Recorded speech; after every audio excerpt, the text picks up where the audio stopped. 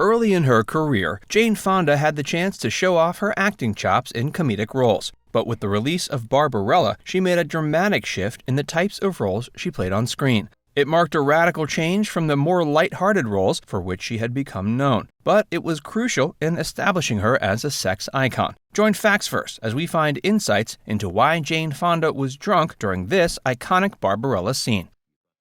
In the classic movie, directed by Roger Vadim, astronaut Barbarella travels to the frozen planet Lithion, where she sets out to locate renowned scientist Durand, played by Milo O'Shea. During her exploration of the alien planet, she comes into contact with bizarre sights. These include the excessive machine, a sex organ where a skilled keyboard player can pleasure drive a victim to death. She also came across a lesbian queen and a group of women smoking a massive hookah that releases essence of man through a victim in a glass globe. In the opening scene, Fonda's character is seen moving about her home as she gradually takes her clothes off. Even though it may seem like a simple, artistic scene, a lot of work went into it, particularly on Fonda's part. According to the 84-year-old Oscar-winning actress, she drank a few shots before filming because she was so anxious about taking her clothes off on camera. However, she was hung over during the opening striptease because of the alcohol. After nailing the first take, there were technical issues, so she had to redo the entire nervous scene the following day. That meant she was not only drinking vodka again, but also still suffering from the effects of the previous day's binge. Looking back, Fonda finds the whole scene hilarious.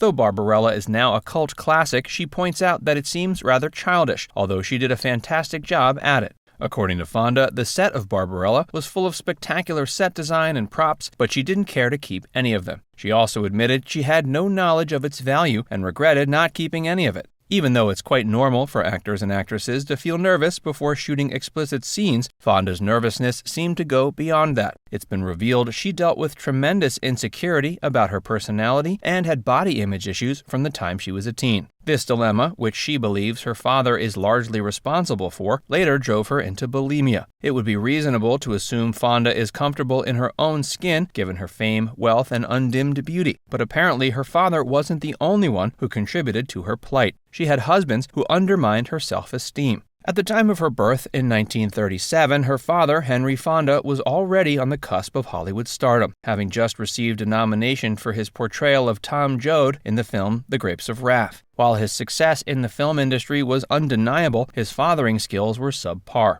He was unfaithful to his wife, Frances Ford Seymour Fonda, and a distant, cold father to his children. There were sort of two sides to Henry Fonda. There was the Henry who was cold, cheated on his wife, and was less of a fatherly figure to his children. And then there was the Henry who expressed his emotions beautifully on screen and was thought of as a hero and a celebrity. Sadly, men like that don't always turn out to be great dads. Fonda never doubted her father's love for her, but the fact that he couldn't tell her so was tragic. Before we tell you more, be sure to give this video a like and subscribe to FactsVerse if you haven't already. No one would expect that level of iciness from watching Henry Fonda in his movies, so when Jane Fonda began talking openly about him, it was shocking. While filming On Golden Pond, Jane finally accepted the situation for what it was. It was a film produced by Jane, in which she starred as the daughter of a controlling and sour octogenarian living in Los Angeles. She chose her father, Henry, to play the part. His performance in the film would be the only one that got him an Oscar. Throughout Jane's childhood, she had little to no warm or cozy relationship with her mother. When Jane was young, her mother was absent at most times. She never understood why, but her mother had a turbulent history with being institutionalized. Depression plagued her entire life, and her marriage to Henry was fraught with tension. When Fonda was 13 years old in 1950, she missed her only chance to have a good time with her mother. One day, her mother returned home from the facility where she was staying and wanted to see her children. Jane was so upset with her that she refused to even come down the stairs. While Peter went, she stayed behind, and later that day, Frances returned to the asylum where she'd been held and committed suicide.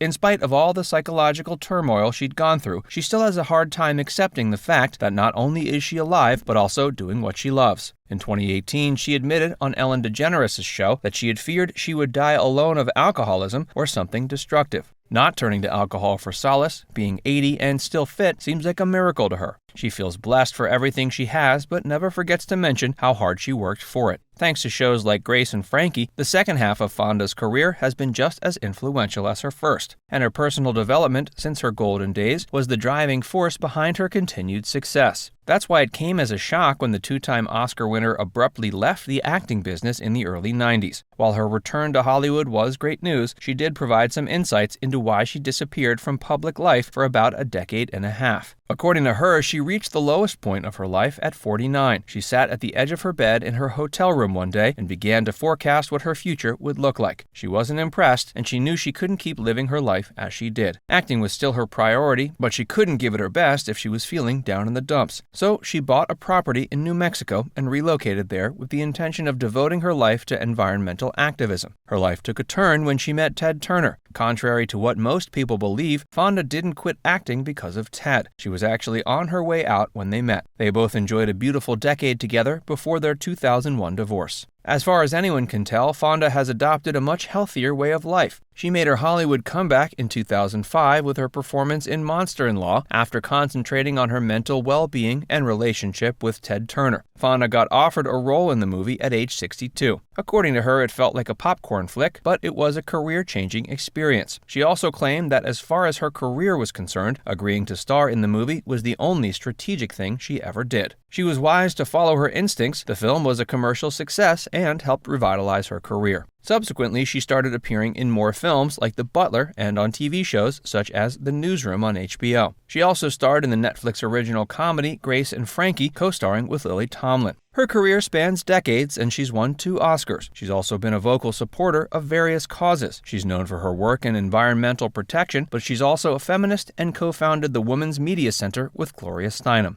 Now it's time to hear from you. What's your favorite acting role of Jane Fonda? Let us know in the comments section below. And before you go, make sure you give this video a like and subscribe to FactsVerse if you haven't already. Click the bell icon to stay updated on all our latest content. By the way, if you haven't joined FactsVerse as a member yet, be sure to look below this video and click the join button. By becoming a paid member of FactsVerse, you'll get access to exclusive video content that you won't find anywhere else. This includes some of our more mature content that isn't suitable for public audiences, which includes topics like Hollywood actresses who posed for Playboy and some of the steamiest moments in movie history.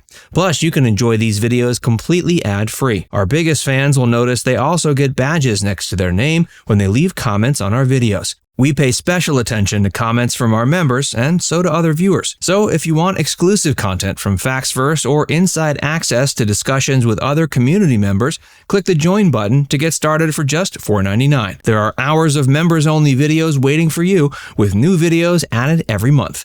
And we're actively working on bringing even more features to help fans like you connect with other members and get more of your favorite content.